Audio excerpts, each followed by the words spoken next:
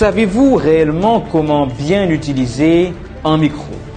Le micro de main, celui-ci, est l'outil par excellence de l'orateur, le symbole même de l'éloquence, et pourtant certains ne s'en servent pas sous prétexte que ça les dérange.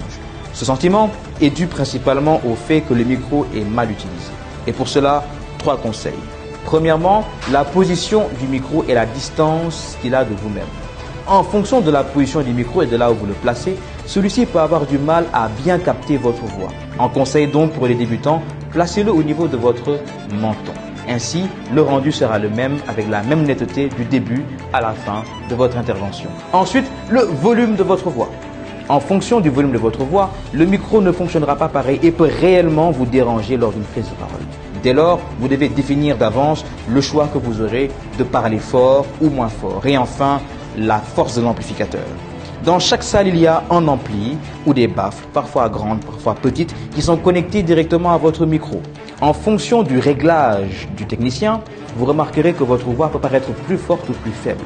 Ainsi, adaptez-vous en fonction des circonstances. À l'école de la parole, nous sommes persuadés et sûrs de nous, un micro reste l'acolyte parfait pour les bonnes prises de parole. Dompter la parole, c'est dompter le monde.